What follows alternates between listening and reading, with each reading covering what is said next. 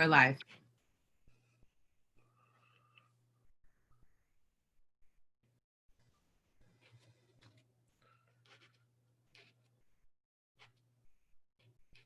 Katie.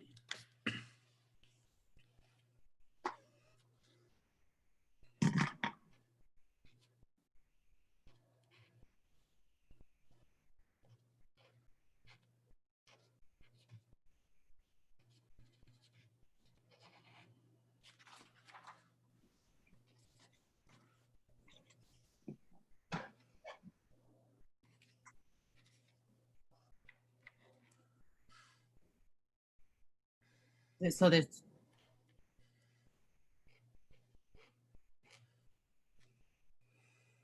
Hey everyone, welcome. We're gonna give people a few minutes to populate.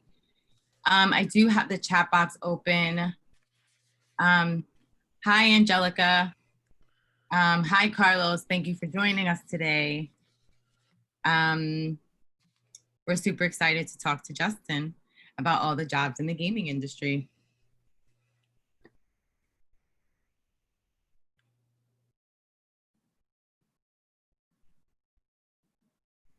Hello, everyone out there. I'm excited to speak. So there's a chat box open so people can talk into the chat box, but it's just you and I on the screen, and so they talking back and forth. Perfect. It's 6:02. Hey Neville. Hi Aiden. These are people that are chiming in the chat. Can you see the chat? Yeah. Okay.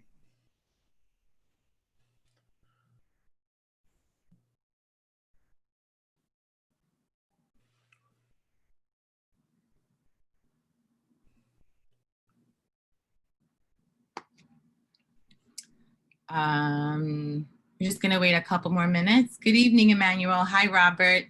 Hey, Eli. How are you?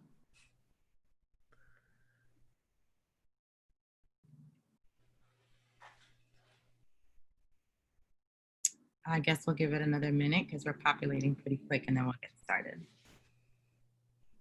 Hey, David. Hi, Teresa. Hey, Brandon.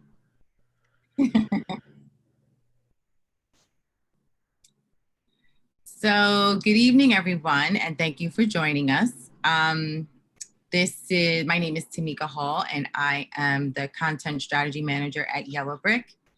Good evening, and thank you for joining us today. I'm super excited to announce that we are having a conversation with Justin M. Jacobson, Esquire, who is an esports lawyer currently working with Ford Models. And I know I just introed him, but really quick, he's going to intro himself and tell us a little bit about what he does.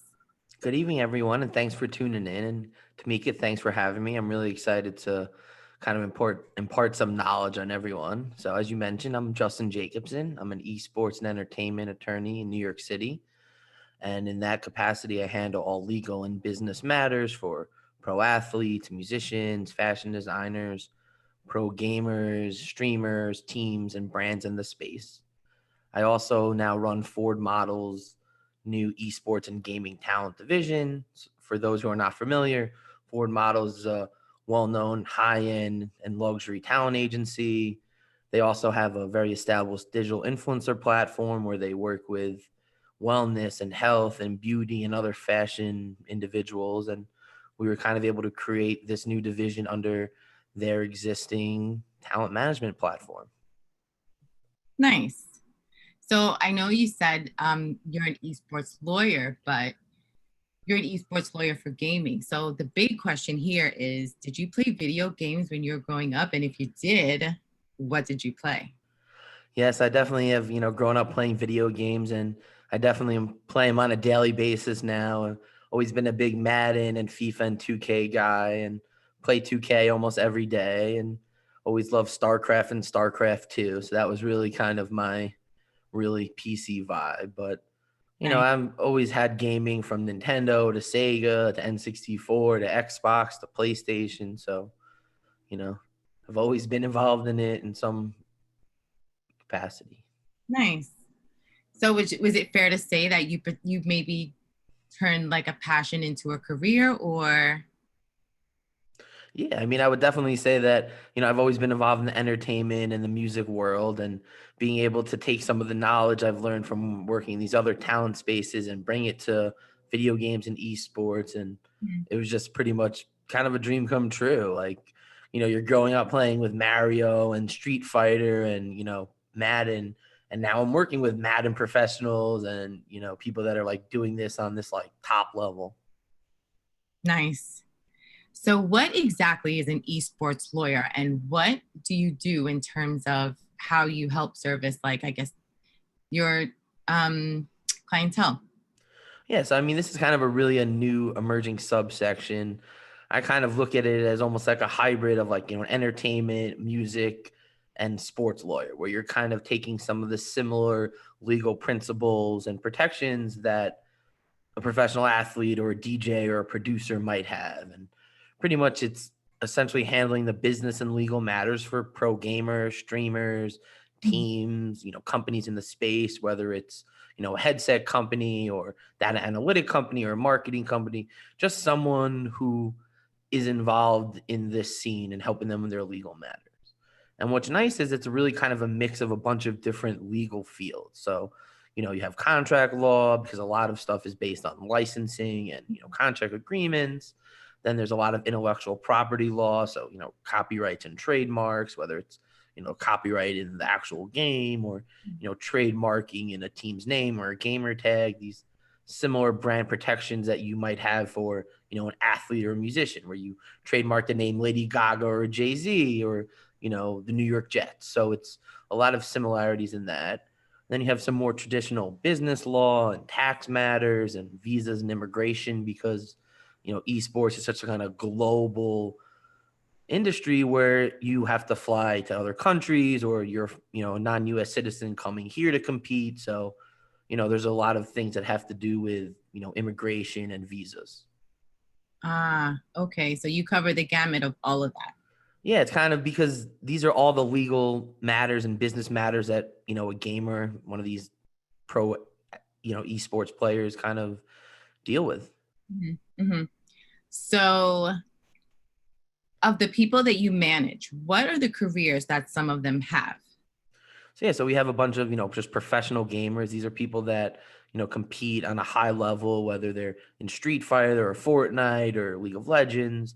Then we have some more, gaming streamers and content creators who maybe aren't competing on a competitive level, but are streaming on Twitch and YouTube and, putting out original content, whether it's on TikTok or, these other platforms. And we even have some esports coaches, like we work with coach for the Nets Gaming, which is the Brooklyn Nets NBA 2K League team. We work with the Kings Guard Gaming, which is the Sacramento Kings NBA 2K League team.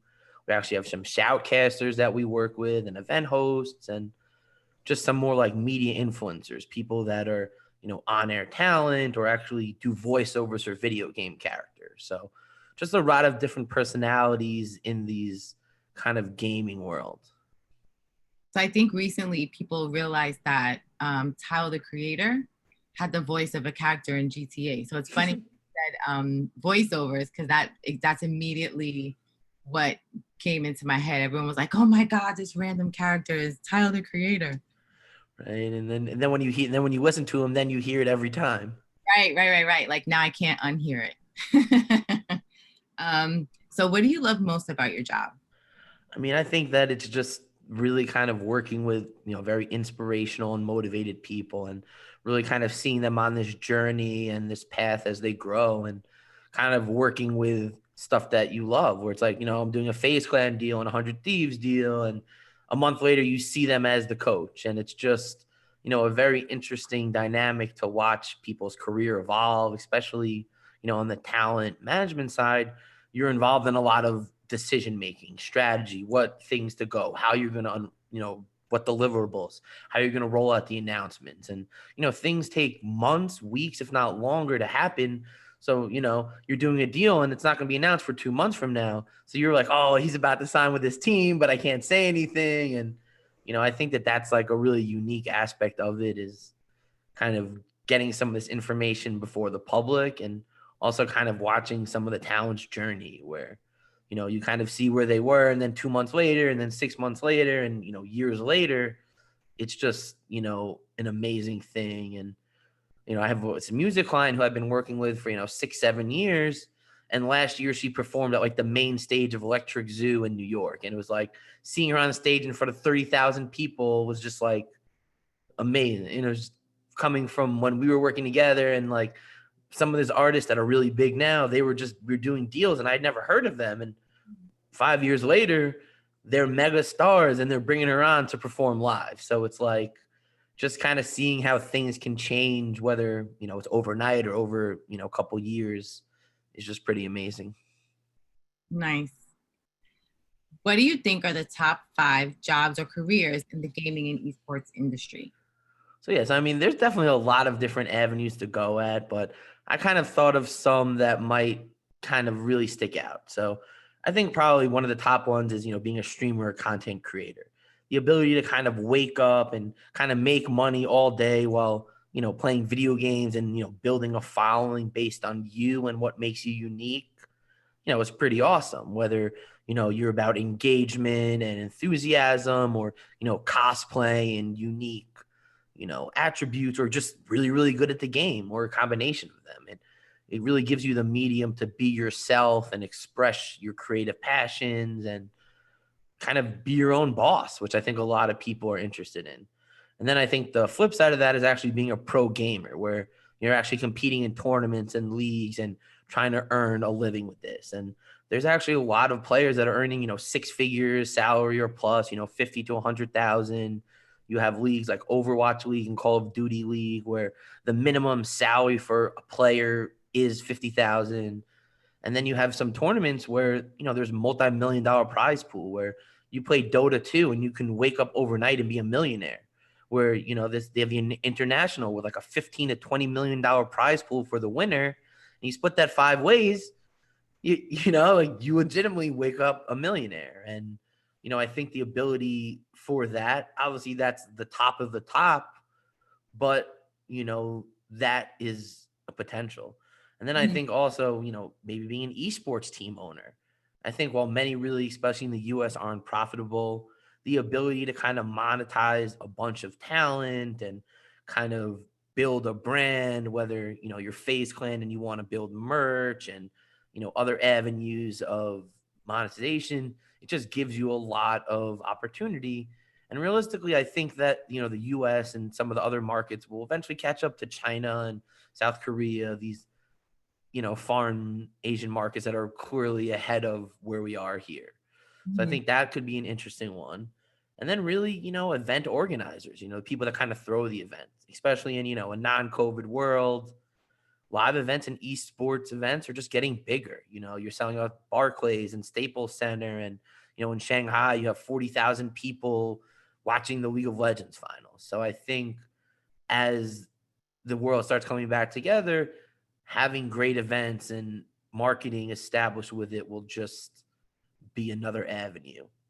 And then, if you actually have talent, you could potentially be a game developer, people that are actually making and creating these games and, putting them out to the world. And as we see, because they control the rights to the game, because they own it, you can make millions, if not hundreds of millions of dollars. You see Epic Games and Activision Blizzard and EA Sports and Riot Games. All these companies are, probably have a cool billion on the stock exchange. So it's obviously these are the outlier, but, you could be a developer who creates a great game that picks up steam, and then a bigger developer buys it, and, you're able to kind of grow. So I think these are definitely some careers that you can look into in the space. So I know you spoke to being a team owner. So David Rumsey, who is actually live on the webinar now, asked, do you think creating your own team would be a good option, or should you just join an already big team? I mean, I think it's kind of like two sides to the coin. Like if you're starting from a team from start, you're kind of starting a project from start, where you have to build everything from ground zero, from the imagery, the marketing, the social media, all these assets, because these are what, brands and other investors are going to latch on to. Whereas an established one who's been operating for, 5 years, a decade, however many length of time, They may already have a lot of this infrastructure in place. And one of these things where it's kind of like, what's your upfront fee? Like, do you actually have money to spend on it? Can you buy top talent? Can you sign the right people? Do you understand how to get into the right games? Or are you more just being able to kind of join something that exists and you just build on it? So I think it kind of depends on what way you're going. And I think there's pros to all of it. I think realistically, starting a team is like, starting a record label or a management company. It's like you're doing something you're really passionate about and enjoy. And if you sign the right talent and, a song hits or, they win a tournament and, like, cause that's the great thing about these talent worlds. Anything can happen. You wake up the next day and Ninja retweets your video and now you have an extra 0 or 2 on your numbers, and everything changes. Like a player we worked with, when Mixer was starting and Ninja came over, Ninja hosted him and he gained like, 50,000 followers in a day. And it just changed his entire life. And it's just like, he just woke up and Ninja just decided to do it. It was just kind of like, you never saw it coming. And these opportunities happen when you're kind of out there and trying to make things happen. So if I were looking for a job in the gaming and esports industry, where's the best place for me to find job listings? Yeah, I mean, I think that you definitely can look at the traditional places, but in a lot of these talent and entertainment worlds, I think networking is really the key to finding the high and sought after job. So whether it's networking through social media like LinkedIn or Twitter or Facebook, those are definitely great ways. I think that going to different conventions and these, whether it's PAX East or E3 or any of these big industry conferences, those are always great ways. And then, eFuse, which they kind of say is like the Facebook for gaming, where, it's just kind of like a social media platform just for esports and gaming professionals. So a lot of people kind of use that. And then hitmarker.net is actually a very well-known kind of job posting service that a lot of, it's like an Indeed or a monster.com where esports and even sports companies post their different job offerings. But it's very much like esports and gaming centered. So there's a lot of team opportunities and developers and tournament organizers and really all the people that are kind of working in the space kind of use that as a go-to. And then it's actually the companies themselves. Like you go to the Riot Games and Blizzard Activision and EA and Take-Two and all these different companies, because they usually have internal application systems, especially the much bigger ones. So I think you kind of have to use a combination of all of them to find the jobs you're looking for and the type of roles that you're trying to do. What skill set is needed to be a shoutcaster? Because I know a lot of people are talking about, I want to be a shoutcaster. Well, yeah, I mean, I think as with every broadcaster, they all have their own unique style. I think that realistically, you need to have a personality, whether it's high and bubbly and loud or mellow and smooth, whatever it is that makes you, that's essential. And then you have to have a high level understanding of the game and its strategy. Like you have to really understand the in and outs of the game, what each team is trying to do and why they're trying to do it. So you have to, you can't just pick up a game and be like, oh, he goes back and forth, he shoots, he scores. You have to really understand the intricacies of it. Then I think you have to have a real big knowledge of the game history and the players and kind of their statistics. And that way you can be like, you can really give some back story to what's going on. You can really explain, okay, the last 2 weeks they were running it this way, but they changed up their strategy and now they're running it this way and it's more effective. And you have to be able to understand these kind of matchups and how everything plays out. So I think it kind of is like a combination of having good verbal skills and cadence and delivery and personality, and then a high level knowledge of the game. So it really is a kind of a combination of all of these things. So with that being said, I know shoutcaster is a career that a lot of people talk about doing because I guess it's probably the most front facing after being like a professional gamer. So what is the most sought after job in the gaming and esports industry? I mean, it's something that someone said to me that, everyone used to want to be a YouTuber and now everybody wants to be a streamer, or a TikTok star. So I think, someone that engaged in creating unique content, whether it's streaming on Twitch or YouTube, kind of seems to be the new craze. You have superstar streamers like Ninja and Shroud and Dr. Disrespect and Nick Merckx have really kind of opened the door for people to make millions of dollars a year streaming and putting content from their bedroom. So I think, especially some of the people that I work with, to be able to wake up whenever they want and game and then go eat lunch and then come back and, just turn it on at their leisure is a pretty awesome thing. And then to kind of have the opportunities that some of these top players are having, whether it's, playing with other celebrities or professionals, getting these huge endorsement deals and sponsorship opportunities, it pretty awesome. I feel like if I was 20 years ago, if I was a 15-year-old, I would definitely have a Twitch stream.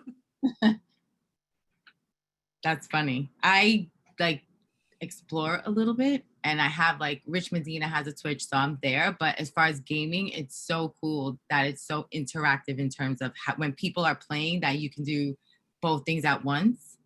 Yeah.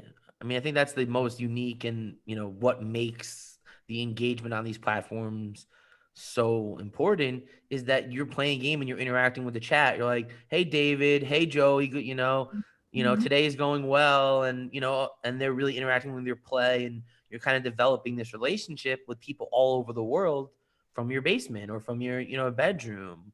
So you can't really do that through any other medium. Which jobs in the esports industry are similar to jobs in the regular sports industry? What's nice is that there's just so many similarities between, esports gaming and, sports and just traditional entertainment world. In fact, a lot of, the esports organizations and teams are really kind of structured similarly to how sports franchises work.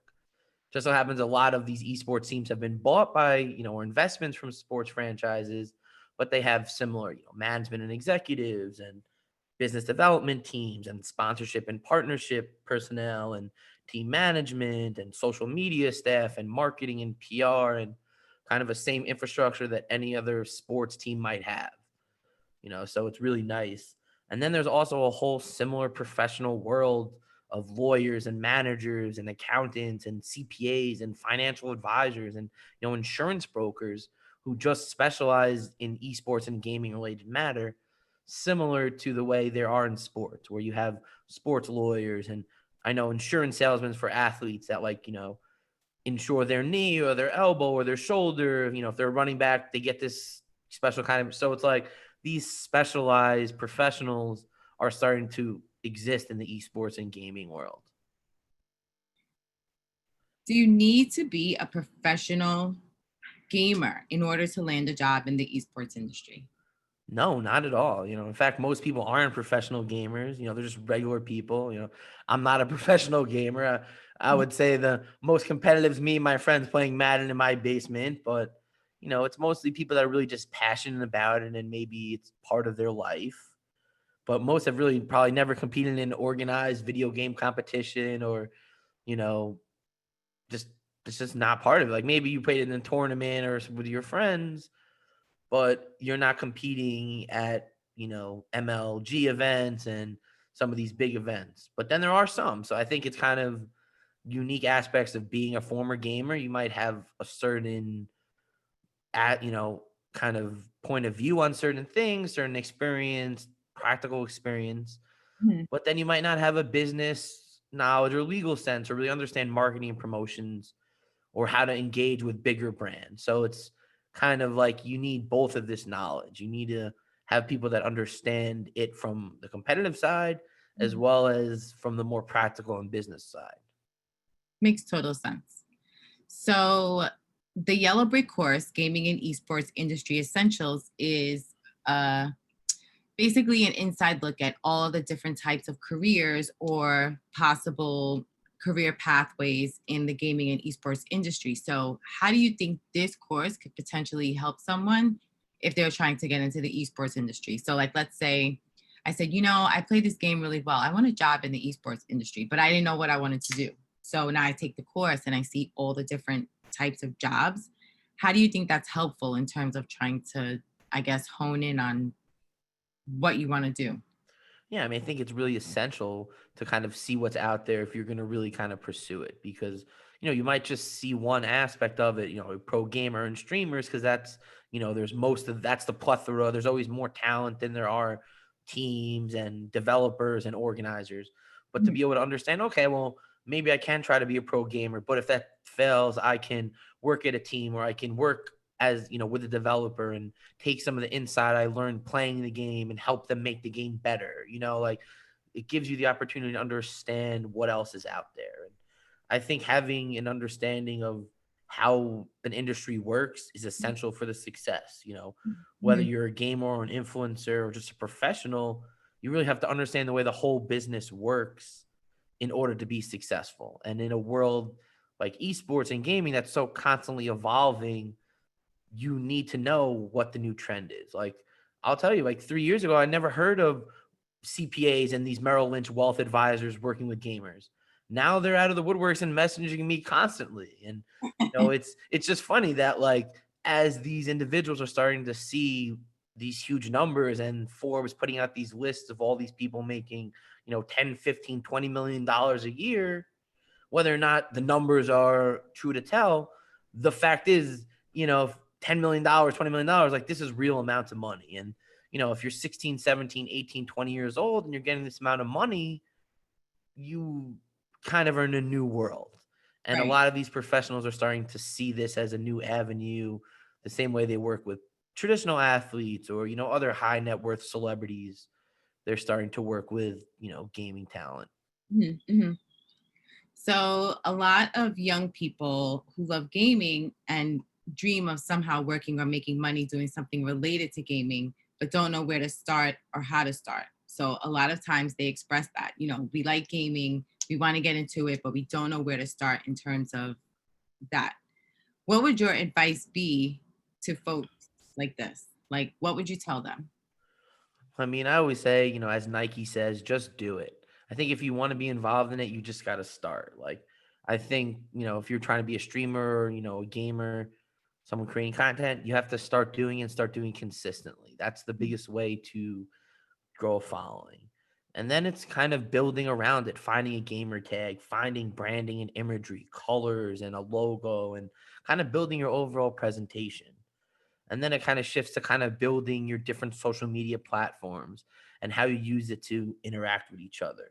And realistically, most streamers should probably start with Twitch. I would say that's the one that the industry really defers to. And, anyone I've talked to, they're really focused on, Twitch numbers, concurrent viewership, subscriber ratio. They don't really give some of the other streaming platforms much credit. And then you kind of start using Instagram and Twitter and TikTok to kind of build up the Twitch by putting out highlights and different ways to draw people to it. And then you kind of take some of your Twitch streams and make compilations and highlight videos that you put on YouTube. And then you really use these other platforms like Twitter and Instagram to be like, here's a highlight, check out the full thing on YouTube. And you really kind of build this interweaving of content and getting your name out there. And that way, if I'm using TikTok, I come across your stuff. If I'm on Instagram, I see it. If I'm on Twitter, and that way it gives you a lot of opportunities. So, my advice is just got to start doing it and trying it. And from there, it may work. Or you may be like, oh, well, this really isn't for me. Like, I don't like being in front of the camera. But maybe I like helping other people do it. So maybe you can help more on the production side. Maybe you learn graphic design, video editing, other careers that might not be, hey, I'm front and center.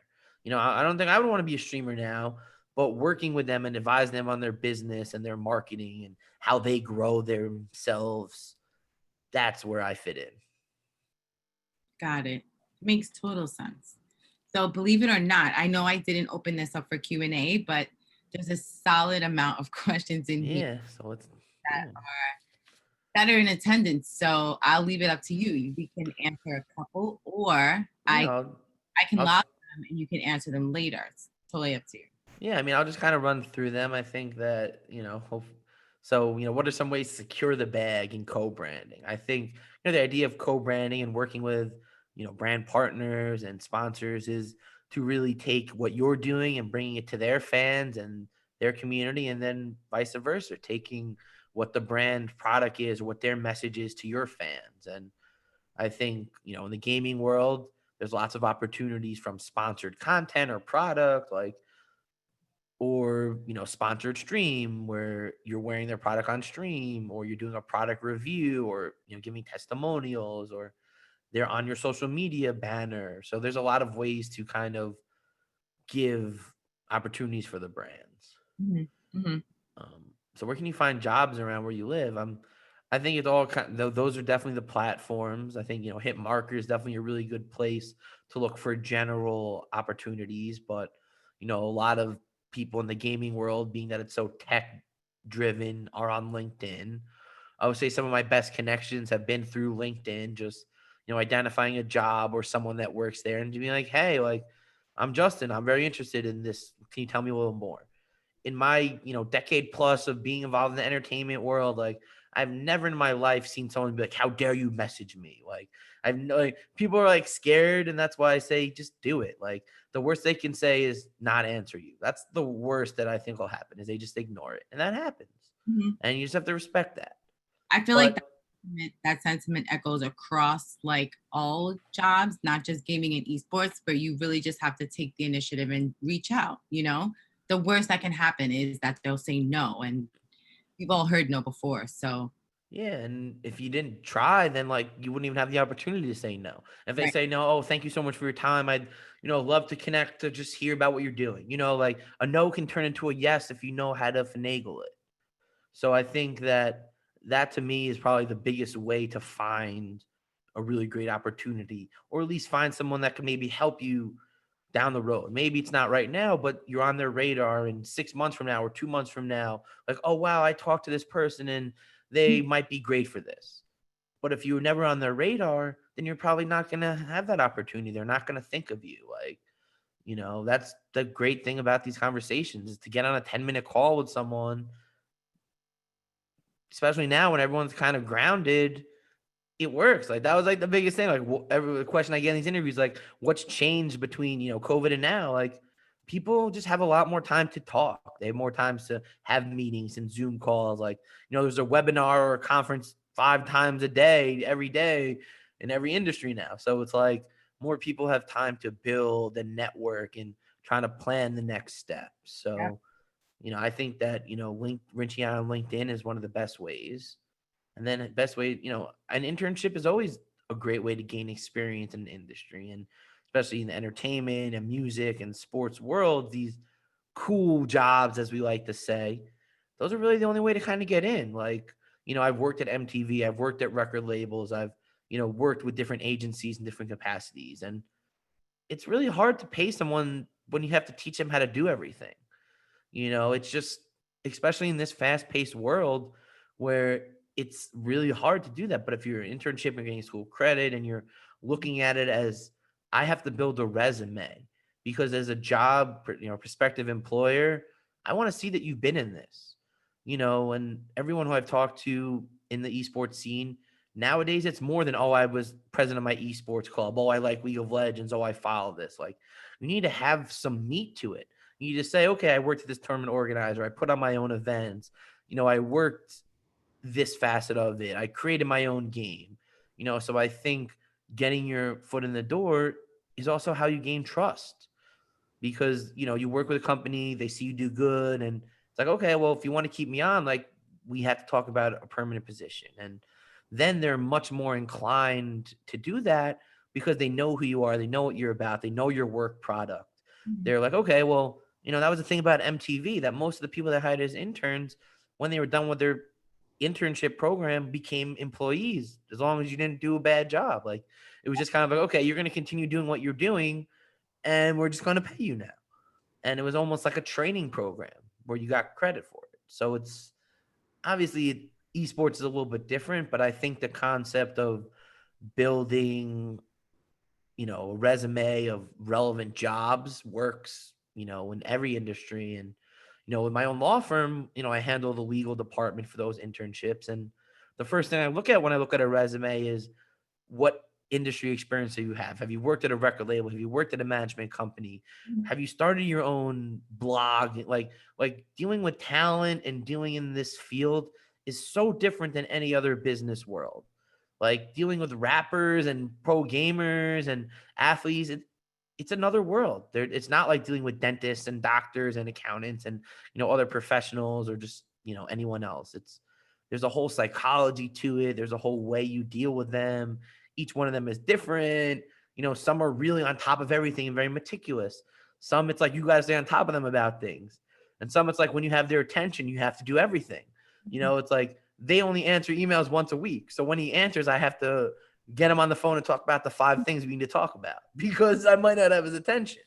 So I think that learning this rapport and how to do it kind of only comes from, opportunities in the industry. And, that usually kind of comes from internships because those are the easiest way for companies to work with people without having to bring you on full time and make you a salaried employee and make, and deal with all these other things that come along with that.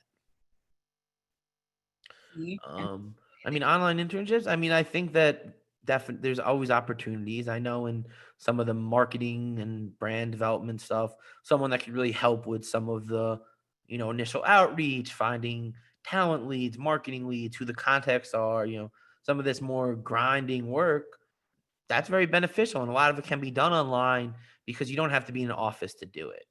You can just kind of do stuff via email and phone. So I think there definitely are opportunities now to start working with them so that maybe 3 months from now, 6 months from now, there is an in-office component. There is, if you're working with an event operator, there may be an event that you can then operate.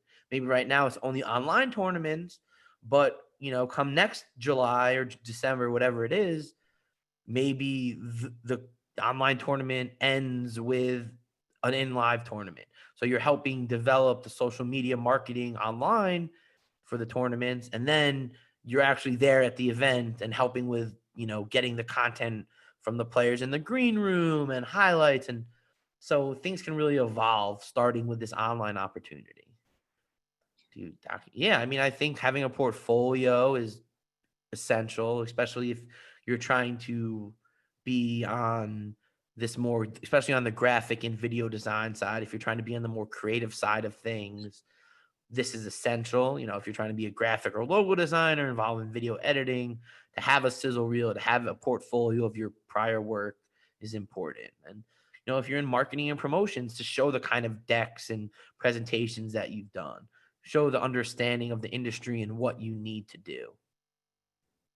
So really quick, I know I didn't know that. It wasn't until I saw your mic, and I'm so embarrassed because I don't have one, but you have a podcast. So I feel like I'm actually going to populate the questions that people are asking you here and figure out how we can present them so everyone can see them. But where can people listen to you outside of this webinar? Like if we do the replay, yes, but what's the name of your podcast? Where can people find you? And yeah. Yeah, so follow me on Twitter, Justin J ESQ. I put all my articles on my podcast, everything I do there. My DMs are open, so if you ever have a question or anything, I'm always more than happy to answer. Jacobsonfirm.com is my website, so we have a lot of articles and kind of all the press on what I'm doing. And then I have the Esports Bid podcast, which is part of the Prediction Esports Network, and each week we release an interview with a different professional in the esports world. And that's available in Apple Podcasts and Spotify and really anywhere you get your podcasts. So I'm going to take these last 2 questions, if you know. Okay. I think yeah. So how do you convince your parents it's okay to go into this field? Show them the Forbes list. Show them how much money Ninja and Booga and all these people are making and how happy they are. Like, yeah, it's hard to wake up and play Fortnite every single day for 3 years, but you know what? It's a lot better than going to Best Buy and, stocking, because a lot of these people, like, they're not they're not starting to be accountants or lawyers or going to business school or, this is their job. This is their profession. And it's pretty, it's pretty lucrative and it's pretty engaging and it really can open up a lot of doors for you later in life.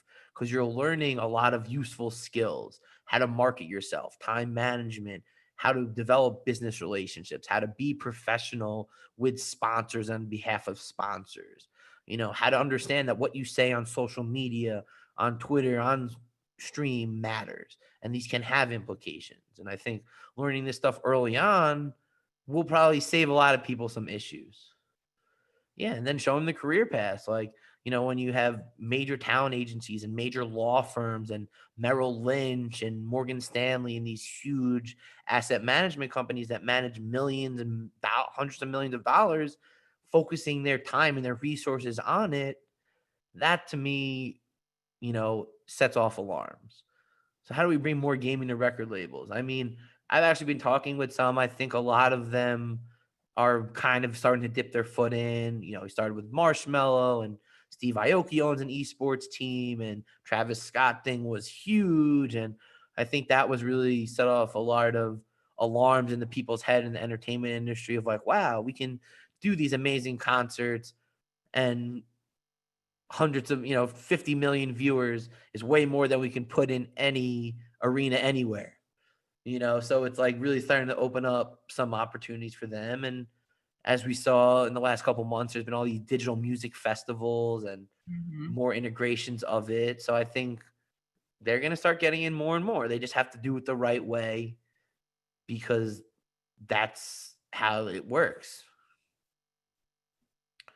Perfect. Thank you, Justin, for joining us. Thank you guys for tuning in. Oh my goodness, someone just realized that, see, the world is small. Social media is like 1 degree. Kevin Bacon is 6, right? I think social media reduces it to like 1. So yeah. Someone said that they know your Aunt Kelly. They went on Twitter and realized you know her. Yeah. So, all right, guys. Yeah. So thanks everyone again for tuning in, and, have a great night. Thank you.